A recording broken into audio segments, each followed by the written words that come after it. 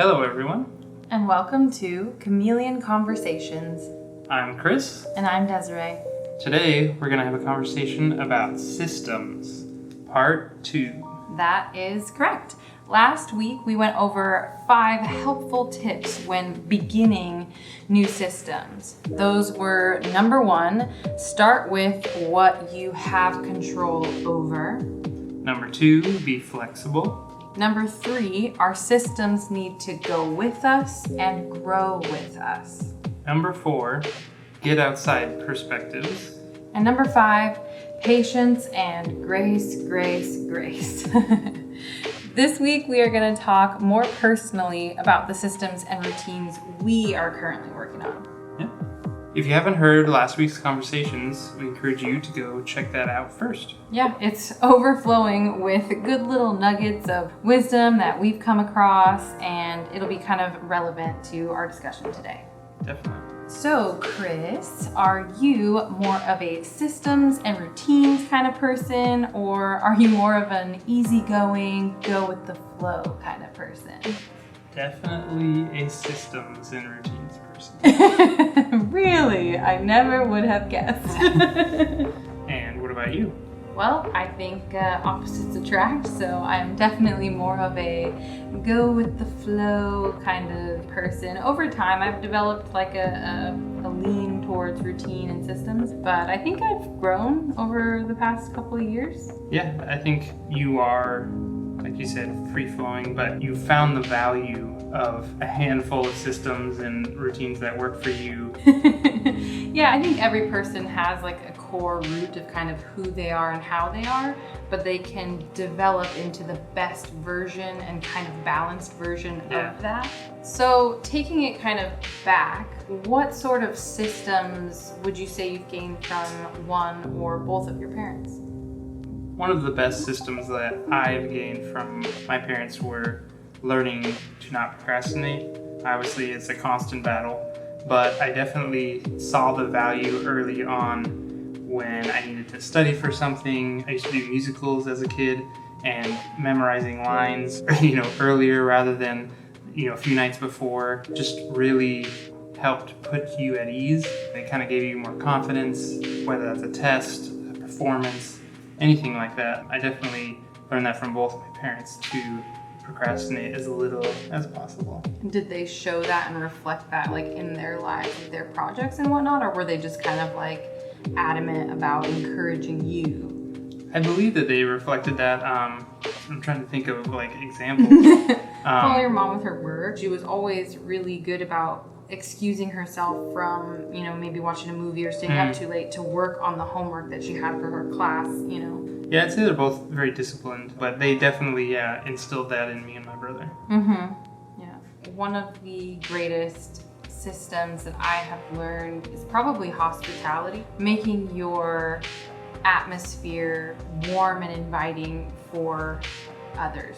My parents always had cabinets filled with snacks and never cared when people would come over to just take whatever you like, make whatever you like, and just kind of, there was such a freedom to create a welcoming, comfortable atmosphere for guests.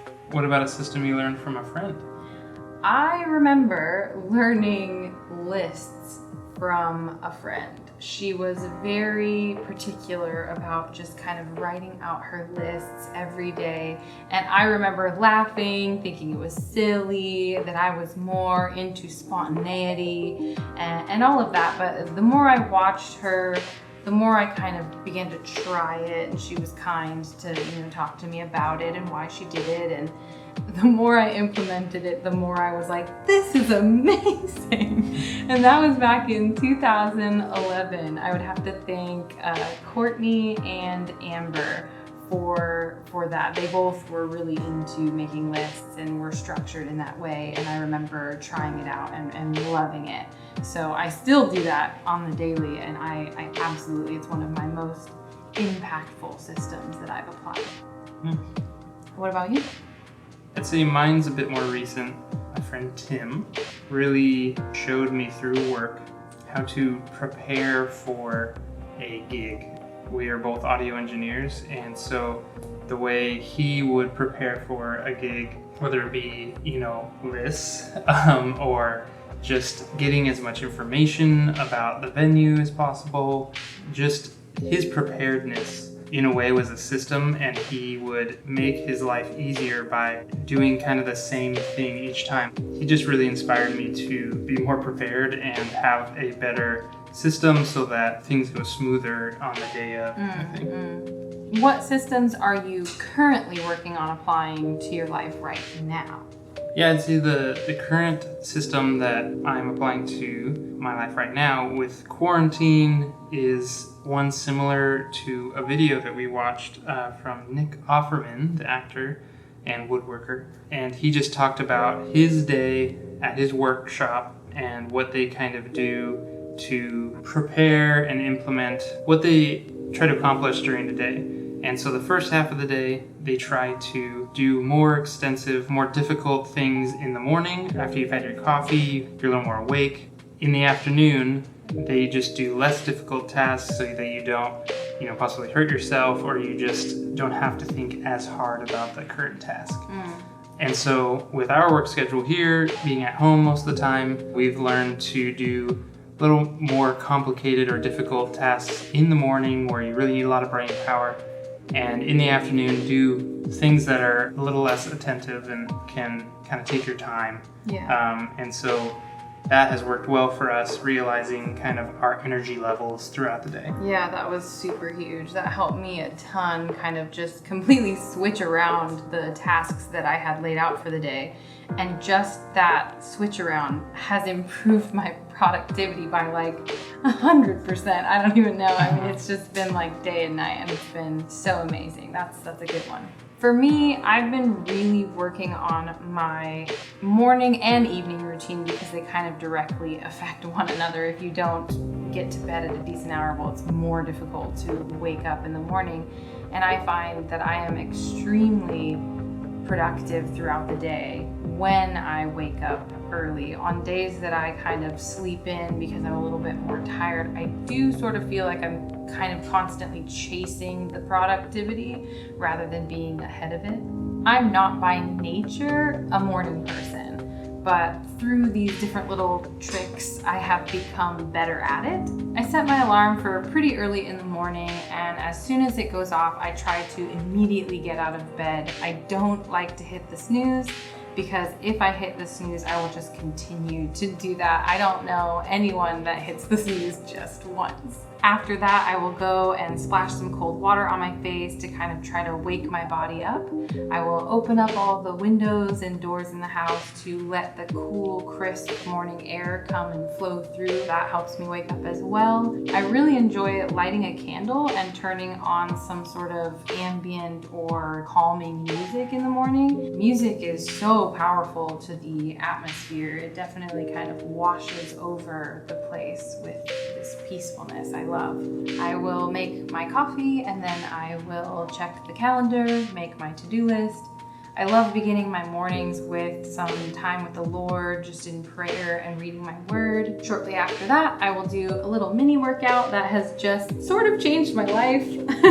It started with 10 push-ups and 10 sit-ups in January, just a small goal, and I was just gonna bump it up by 10 every month. And to be honest, that has been incredible. Just the consistency and the discipline of tackling something small that over time you feel really confident in. It changes my mindset about every other thing that I want to do. The idea of implementing any system now seems simple if you start small and you just kind of remain consistent. So that's pretty much my morning routine.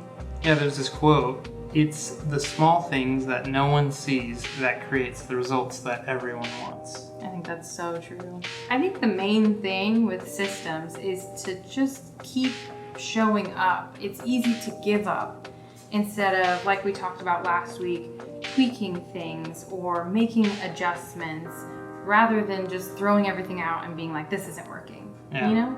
I think overall these systems have really helped us stay productive during this quarantine. Mm-hmm. I think when you have morning, midday work routine and an evening routine, it really gives you direction and a target to hit next. Yeah. Like you said earlier, if you kind of wake up like late morning, you're kind of chasing your day for the rest of the day, and it's hard to feel like you've accomplished enough sometimes. And so I think having this schedule, at least for us, has really helped us feel accomplished each day and really feel structured enough that we accomplish what we want, we rest when we want, and just get all the work done that we want to do, even in this time when we're stuck at home. Yeah, I think I'm a person that has tons of ideas and a ton of desires and just a lot of big lofty dreams. And the more I lean into these systems and this framework and kind of carve out the details, I actually begin to accomplish those things or begin to move towards those things in reality. And it is incredibly encouraging for someone like me to be moving towards the things that I have always desired. I think there's a satisfaction of life that we get when we accomplish the things that we set ahead of ourselves.